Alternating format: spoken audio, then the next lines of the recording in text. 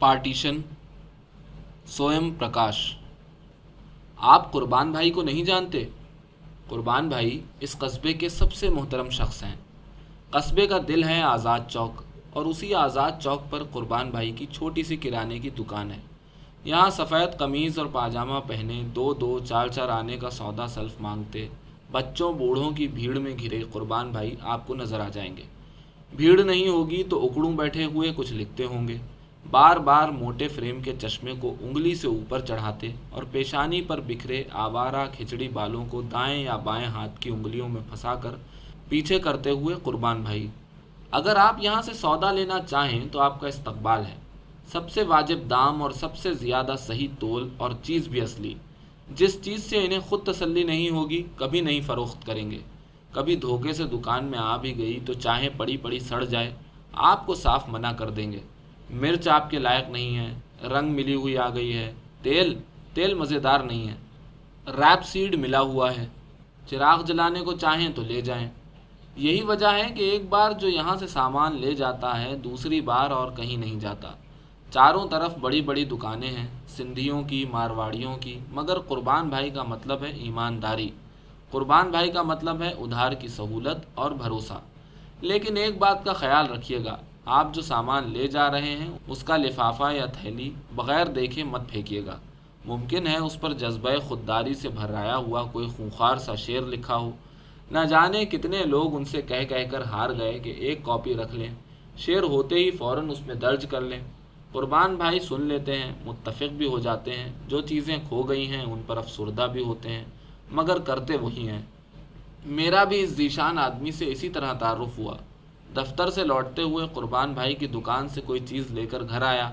लिफाफे पर लिखा था, फ़कत पासे वफ़ादारी है वरना कुछ नहीं मुश्किल, बुझा सकता हूँ अंगारे अभी आंखों में पानी है। और ये आदमी आज भी चार चार आने के सौदे तोल रहा है। इसकी भी एक कहानी है। कुर्बान भाई के वालिद का अजमेर में रंग का लंबा चौड़ा कारोबार था। दो बड़े बड़े मकान थे जिन्हें हवेली कहना चाहिए। बाज़ार में खूब बड़ी सी दुकान थी, 12 नौकर थे। घर में बग्घी तो थी ही, एक बेबी ऑस्टिन भी थी जो सैर सपाटे के काम आती थी। छोटी फैमिली थी। वालिद मौलाना आज़ाद के शहदाइयों में से थे। बड़े बड़े लीडर और शायर घर आकर ठहरते थे। कुर्बान भाई उस वक्त अलीगढ़ यूनिवर्सिटी में पढ़ रहे थे। न मुस्तकबिल की फ़िक्र थी और न बुढ़ापे का डर। मज़े से ज़िंदगी गुजर रही थी। इश्क, शायरी, हॉस्टल, ख्वाब। तभी बंटवारा हो गया, दंगे हो गए, दुकान जला दी गई, रिश्तेदार पाकिस्तान भाग गए, 2 भाई कत्ल कर दिए गए। बाप ने सदमे से चारपाई पकड़ ली और जा बहक हुए। नौकर घर की पूंजी लेकर भाग गए। जो कुछ बचा था उसको लेकर कुर्बान भाई किसी तरह नागपुर चले गए। वहाँ से मेड़ता, मेड़ता से टोंक। कहाँ जाएं, कहाँ सर छुपाएं, क्या पाकिस्तान चले जाएं? लेकिन नहीं गए, क्योंकि जोश नहीं गए, क्योंकि सुरैया नहीं गई, क्योंकि कुर्बान भाई को अच्छे लगने वाले बहुत से लोग नहीं गए। तो कुर्बान भाई क्यों जाते? धीरे धीरे घर की बिकने लायक सारी चीज़ें बिक गईं और कहीं कोई काम, कोई नौकरी नहीं मिली, जो उस दौर में मुसलमानों को मिलना मुश्किल थी। हुनर कोई जानते नहीं थे, तालीम अधूरी थी। आखिर एक सेठ के यहाँ हिसाब लिखने का काम करने लगे, लेकिन अपनी उसूल पसंदी, ईमानदारी, दयानतदारी और शराफत जैसी खामियों की वजह से जल्द ही निकाल दिए गए। मालिक होने का एहसास एक बार जो टूटा तो टूटता ही चला गया। हालत यह थी कि हिंदुओं में रहने की कोशिश करते तो शको शुबे की बर्छियों से ज़ख्मी कर दिए जाते, और मुसलमानों में खपने की कोशिश करते तो लीगियों की मजहबी दीवानगी का जवाब देते देते बिखर जाते। उतर गए मजदूरी पर, हमाली तक नए नए काम सीखे। मजबूरी सिखा ही देती है। साइकिल के पंक्चर जोड़े, पीपों कनस्तरों की झाल लगाई, छतरियाँ लालटेन ठीक की, रंगाई का काम किया, हाथी दांत की चूड़ियाँ काटी, शहर दर शहर। अब हमला फ़िरका वाराना दीवानगी का नहीं, मशीन का हो रहा था। जो चीज़ पकड़ते थे धीरे धीरे हाथ से फिसलने लगती। धक्के खाते खाते पता नहीं कब कैसे यहाँ इस कस्बे में आ गए, और एक बुज़ुर्ग नमाजी मुसलमान से 50 रुपये कर्ज लेकर एक दिन ये दुकान खोल बैठे। कुछ पुड़ियों में दाल चावल, माचिस, बीड़ी, सिगरेट, गोली, चॉकलेट, क्या बताऊं, किस तरह बताऊं। एक आदमी के दर्द और जिद्दोजहद की तवील दास्तान को सिर्फ अपनी आसानी के लिए चंद अल्फाज में निपटा देना न सिर्फ ज़्यादती बल्कि उस जज्बे का मजाक उड़ाने जैसा है। पर क्या करूं, कहानी जो कहने जा रहा हूं, دکان کے ذرا جمتے ہی قربان بھائی نے اخبار خریدنا اور رسالے منگوانا شروع کر دیا۔ ٹھکانہ ہو گیا، پہننے کو 2 جوڑے کپڑے ہو گئے، روٹیشن چل گیا، دکان جم گئی تو آگے اور کون سی خواہش تھی؟ پیچھے کوئی بچے نہیں تھے، شوق موج سیر سپاٹا بھول ہی چکے تھے۔ میاں بیوی 2 جان کے لیے اللہ کا دیا سب کچھ تھا۔ رسالے کیوں نہ منگواتے، اور جب کوئی رسالہ آتا تو بک پوسٹ ہو یا وی پی، اسے لینے قربان بھائی خود پوسٹ آفس پہنچ جاتے۔ رسالے کو بڑے جتن سے سنبھال کر رکھتے اور اس کا ورق ورق حرف حرف چاٹ جاتے۔ کئی بار جیسے کسی بھوکے پیاسے کو انواع و اقسام کی نعمتیں مل گئی ہوں۔ ادب سے اب بھی اسی طرح محبت کرتے ہیں، رسالے منگوا کر خرید کر پڑھتے ہیں اور ان کی فائل حفاظت سے رکھتے ہیں۔ اسی طرح ان کے اصول بولنے لگے۔ لوگوں نے دیکھا یہ شخص کبھی جھوٹ نہیں بولتا، ٹھگی 420 نہیں کرتا، کم نہیں تولتا، کبھی کسی کو ارے نہیں کہتا، گندے مذاق نہیں کرتا، ادب سے بولتا اور آڑے وقت پر ہر ایک کے کام آتا ہے۔ اس کے ہر کام میں نفاست اور وقار جھلکتا ہے، اس لیے دھیرے دھیرے قصبے میں عزت بننے لگی۔ اچھے لوگوں کے ساتھ اٹھنا بیٹھنا ہونے لگا، معزز لوگ دعا سلام کرنے لگے، بڑے بڑے تاجروں کے یہاں شادی بیاہ پر دعوت نامے آنے لگے۔ قربان بھائی کی کشش کچھ ادیبوں کو بھی کھینچ کر لانے لگی۔ اب قربان بھائی انہیں چائے پلا رہے ہیں اور دکانداری چھوڑ کر غالب پر بحث کر رہے ہیں۔ آہستہ آہستہ قربان بھائی کی دکان پڑھے لکھوں کا اڈا بن گئی۔ لیکچرر، ماسٹر، صحافی اور دوسرے پڑھنے لکھنے والے۔ شام ہوتے ہی قربان بھائی کی دکان قہقہوں اور بحثوں سے گلزار ہو جاتی۔ قربان بھائی آداب عرض کرتے، چائے والے کو چائے کے لیے آواز لگاتے اور ٹاٹ کی کوئی بوری نکال کر چبوترے پر بچھا دیتے۔ دکانداری بھی چلتی رہتی، بحثیں بھی، قہقہے بھی، اور درمیان میں وہ اس میں بھی شرم نہ کرتے کہ کسی کو چھابڑی پکڑا کر دور رکھے تھیلے سے کلو بھر ثابت مرچ بھرنے یا فلاں کنستر سے پسے نمک کی تھیلی نکال دینے یا 10 چیزوں کا ٹوٹل ملا دینے جیسا کام پکڑا دیتے۔ بڑا مزیدار منظر ہوتا جب انگریزی ادب کا قاری سڑک پر کھڑا پھٹک پھٹک کر لہسن کے چھلکے اڑا رہا ہے، یا لوکل اخبار کا رپورٹر اکڑوں بیٹھ کر چبوترے کے نیچے رکھی بوری سے ملتانی مٹی نکال رہا ہے، یا تواریخ کا پروفیسر۔ ہم لوگوں کے ساتھ سے قربان بھائی بدلنے لگے۔ انہیں پہلی بار محسوس ہوا کہ ان کی ایک ادبی شخصیت بھی ہے۔ ہم نے ان سے اردو سیکھی، ان کی لائبریری ترتیب دی، رسالوں کی جلدیں بنوائیں اور اس لائبریری کا خوب فائدہ اٹھایا۔ ہم لوگ قربان بھائی کو پکڑ پکڑ کر مشاعروں اور نشستوں میں لے جانے لگے۔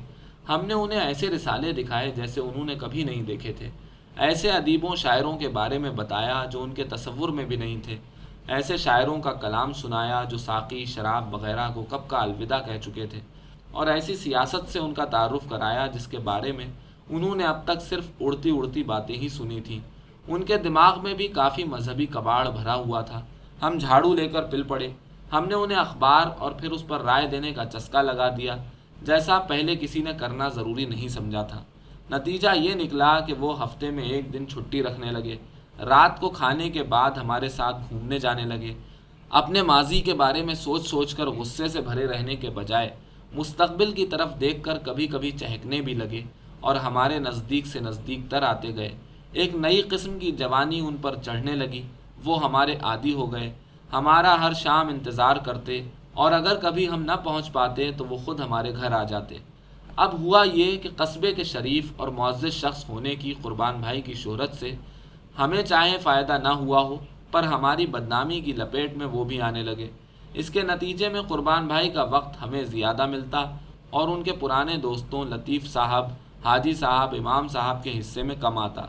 نماز پڑھنے وہ صرف جمعے کو جاتے تھے، اب وہ بھی بند کر دیا۔ واز وغیرہ میں چلنے کو کوئی پہلے بھی ان سے نہیں کہتا تھا، اب بھی نہیں کہتا۔ مدرسے کو پہلے بھی چندہ دیتے تھے، اب بھی دیتے ہیں۔ کبھی کبھی ہونے والے سیاسی جلسوں میں جانے کو اور قصبے کی سیاست میں دلچسپی لینے کو ان کے لیے خطرناک سمجھ کر برادری والے انہیں ٹوکنے لگے۔ سیاست اپنے جیسے لوگوں کے لیے نہیں ہے، سمجھے؟ چپ چاپ سالن روٹی کھاؤ اور اللہ کا نام لو۔ چین سے جینا ہے تو ان چکروں میں مت پڑو، بیکار کبھی پکڑ لیے جاؤ گے تو ہمیں بھی پھنسواؤ گے۔ اب یہاں رہنا ہی ہے تو پانی میں رہ کر مگرمچھ کو منہ چڑھانے سے کیا فائدہ؟ لیکن اپنی سوچ میں مست تھے ہم لوگ، نہ ہمیں پتہ چلا نہ قربان بھائی کو کہ انہیں امام باڑے والے ہی نہیں، چٹیا والے بھی گھورتے ہوئے نکلنے لگے ہیں۔ شام کو ان کی دکان پر آنے والے کچھ وطن پرست قسم کے لوگوں کی اچانک غیر حاضری کا مطلب بھی ہم نے نہیں سمجھا۔ اس لیے آخر وہ واقعہ ہو گیا جس نے اس کہانی کو ایک ایسے افسوسناک مقام تک پہنچا دیا جو ذہن و دل کو کڑواہٹ سے بھر دیتا ہے۔ ایک دوپہر کی بات ہے، ایک بیل گاڑی والے نے ٹھیک ان کی دکان کے سامنے گاڑی روکی، بیل کھولے اور گاڑی کا اگلا حصہ قربان بھائی کے چبوترے پر ٹکا دیا۔ گاؤں سے آنے والے اسی چوک میں گاڑیاں کھڑی کرتے ہیں، بیل کھولتے ہیں اور انہیں چارہ ڈال کر اپنا کام کاج نپٹانے چلے جاتے ہیں۔ شام کو لوٹتے ہیں اور انہیں لے کر چلے جاتے ہیں، لیکن وہ گاڑی کسی کے دکان کے بالکل سامنے کھڑی نہیں کرتے اور کسی چبوترے پر ٹکانے کا تو سوال ہی نہیں اٹھتا۔ اس شخص نے تو اس طرح گاڑی کھڑی کی تھی کہ اس کی وجہ سے اب کوئی گاہک قربان بھائی کی دکان پر پہنچ ہی نہیں سکتا تھا، بلکہ وہ خود بھی پڑوسیوں کے چبوترے سے ہوئے بنا نیچے نہیں اتر سکتے تھے۔ گاڑی والا روک چند کا حالی تھا اور قربان بھائی کو معلوم تھا کہ ابھی یہ گاڑی کھڑی کر کے گیا ہے تو شام کو ہی لوٹے گا۔ قربان بھائی نے اس سے گاڑی ذرا بازو میں کھڑی کرنے اور بیلوں کو کنارے باندھ دینے کو کہا۔ اس نے انسنی کر دی۔ قربان بھائی نے پھر کہا تو ایک نظر انہیں دیکھ کر اپنے راستے چل پڑا۔ قربان بھائی نے خود اٹھ کر چبوترے پر ٹکے اس گاڑی کو اٹھایا اور دھکے دے کر، لیکن تبھی اس آدمی نے قربان بھائی کا گریبان پکڑ لیا، گالیاں بکنے لگا، قربان بھائی کا چشمہ نوچ لیا اور دھکا مکی کرنے لگا۔ ٹھیک اسی وقت وکیل روک چند ادھر سے گزرے اور انہوں نے بلند آواز سے پوچھا، کیا ہوا رے گومیا؟ گومیا بولا، ہم نے کوٹے، یعنی وہی مار رہا ہے۔ وکیل روک چند نے پوچھا، کون؟ گومیا بولا، ارے یہ میاں۔ قربان بھائی سن رہ گئے، بات سمجھ میں آتے آتے اندر تک سحر گئے، آنکھوں کے آگے تارے ناچنے لگے، وہیں زمین پر اکڑوں بیٹھ گئے، سر پکڑ لیا، اندھیرے کا ایک ٹھوس گولا کلیجے سے اٹھا اور حلق میں آ کر پھنس گیا۔ برسوں سے جمے آنسو ایک ساتھ پھوٹ پڑنے کو زور مارنے لگے۔ یہ کیا ہوا؟ کیسے ہوا؟ کیا گومیا انہیں نہیں جانتا؟ ایک ہی منٹ میں وہ قربان بھائی سے میاں کیسے بن گئے؟ ایک منٹ بھی نہیں لگا، برسوں سے اندر ہی اندر سہج کر جو عزت انہوں نے بنائی تھی، ہر دن ہر پل جیسے ایک اگنی پریکشا سے گزر کر عزت کا جو پہاڑ بٹورا، ہر دن خود کو سمجھا کر کہ پاکستان جا کر بھی کوئی نوابی نہیں مل جاتی، جیسے ہیں یہی مست رہیں گے، اللہ سب دیکھتا ہے، جانے دو جوش کو، ڈوبنے دو سریا کا ستارہ، بھلا دو دوستوں کو، لٹ جانے دو کاروبار کو، جھوٹے بدماشوں کے قبضے میں چلی جائیں حویلیاں، گمنام پڑی رہنے دو بھائیوں کی قبریں، دفنا دو بھرے پورے گھر کا سپنا، شاید پھر کبھی اپنے بھی دن آئیں، تب تک صبر کر لو، کیا کیا قیمتیں روز چکا کر قبضے میں تھوڑا سا اپناپن، تھوڑا سا سماجی تحفظ، تھوڑی سی خود اعتمادی، تھوڑی سی نرمی انہوں نے بٹوری تھی، اور کتنی بڑی دولت سمجھ رہے تھے اس کو، اور لو ذرہ ذرہ کر کے بنا پہاڑ ایک پھونک میں اڑ گیا۔ ایک جاہل آدمی، لیکن جاہل وہ ہے یا میں ایک منٹ میں قربان بھائی سے میاں ہو جاؤں گا، یہ کبھی سوچا کیوں نہیں؟ اپنی محنت کا کھاتے ہیں، پھر بھی یہ لوگ ہمیں اپنی چھاتی کا بوجھ ہی سمجھتے ہیں۔ یہ بات کبھی نظر کیوں نہیں آئی؟ پاکستان چلے جاتے تو لاکھ غربت جھیلنی پڑتی، کم از کم ایسی اوچھی بات تو نہ سننی پڑتی۔ حیف ہے، لعنت ہے، دھتکار ہے ایسی زندگی پر۔ اللہ یا اللہ! وکیل روک چند گومیا حالی کو سمجھاتے ہوئے ساتھ لے گئے، گاڑی بیل وہیں چھوڑ گئے۔ پڑوسیوں نے قربان بھائی کو سنبھالا، ان کی بتی سی بھج گئی تھی اور ہونٹوں کے کناروں سے جھاگ نکل رہے تھے۔ لوگوں نے گاڑی بیل ہٹائے، قربان بھائی کو چبوترے پر لٹایا، منہ پر پانی کے ٹھنڈے چھینٹے مارے، پنکھا جھلا، وکیل روک چند کو گالیاں دیں، قربان بھائی کو تسلی دینے کی کوشش کی، مگر انہیں کیا معلوم قربان بھائی کے اندر کیا ٹوٹ گیا ہے، ابھی ابھی، جسے انہوں نے اتنے برس نہیں ٹوٹنے دیا تھا۔ اندر کی چوٹ دکھائی کہاں دیتی ہے؟ لوگ اکٹھے ہو گئے، سارے قصبے میں خبر پھیل گئی، جس کو پتہ چلتا گیا آتا گیا، ہم لوگ بھی پہنچے۔ اب بیسیوں لوگ تھے اور بیسیوں باتیں۔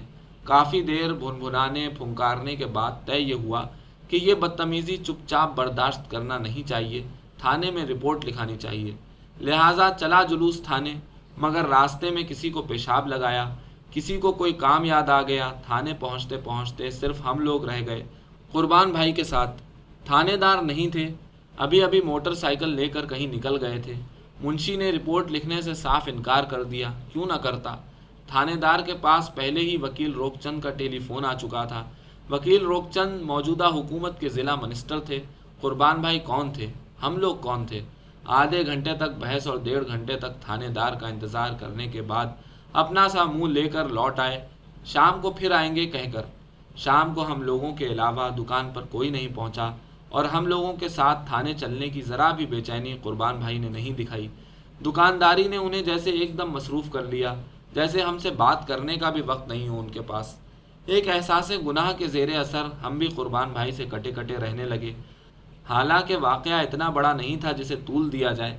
थानेदार क्या कोई भी होता, पुलिस के चक्कर में पड़ने के बजाय जो हो गया उसे एक जाहिल आदमी की बेवकूफ़ी मानकर भूल जाने को तैयार हो जाता। मगर हमें लग रहा था हमारे दोस्त पर हमला हुआ और हम कुछ नहीं कर सके, किसी काम नहीं आ सके। ये भी लग रहा था ज़्यादा जोश दिखाया तो कुर्बान भाई के लिए मुसीबतें खड़ी हो जाएंगी, हम कुछ नहीं कर पाएंगे। ये भी लग रहा था जो हुआ उसमें पुलिस की दखल अंदाजी और मदद की उम्मीद बेकार है। इसका मुकाबला सियासी सतह पर ही किया जा सकता है, जिसके लिए जल्दी से जल्दी अपनी ताकत बढ़ानी चाहिए, 5 से 50 हो जाना चाहिए। लेकिन ये सब बहानेबाजी थी। सच ये है कि हमने कुर्बान भाई को एकदम अकेला छोड़ दिया था। शायद हम उनकी तकलीफ़ को शेयर नहीं कर सकते थे, पर हमें कोशिश ज़रूर करनी चाहिए थी। कुर्बान भाई की दुकान पर कई दिनों तक पहले का सा दोस्तों का जमघटा नहीं हुआ। वो बहुत कम बोलते थे और हमें देखते ही दुकानदारी में मसरूफ़ हो जाते। वो घुट रहे थे और घुल रहे थे, मगर खुल नहीं रहे थे। हम उन्हें नहीं खोल पाए। एक दिन जब मैं पहुंचा, मेरी तरफ उनकी पीठ थी। किसी से कह रहे थे, आप क्या खाक हिस्ट्री पढ़ाते हैं? क्या कह रहे हैं? पार्टीशन हुआ था नहीं, हो रहा है, जारी है। और मुझे देखते ही चुप होकर काम में लग गए। इस कहानी का इख्तिताम अच्छा नहीं है। मैं चाहता हूँ आप इसे ना पढ़ें, और पढ़ें भी तो ये ज़रूर सोचें कि क्या इसका कोई और इख्तिताम हो सकता था, अच्छा इख्तिताम? अगर हाँ तो कहिए। बात बस ये बची है कि कई दिन बाद जब एक दोपहर को मैं आज़ाद चौक से गुज़र रहा था, जिसका नाम अब संजय चौक कर दिया गया है, वो जुमे का दिन था। मैंने देखा कुर्बान भाई की दुकान के सामने लतीफ़ भाई खड़े हैं और कुर्बान भाई दुकान में ताला लगा रहे हैं। उन्होंने टोपी पहन रखी है। फिर दोनों मस्जिद की तरफ चल पड़े।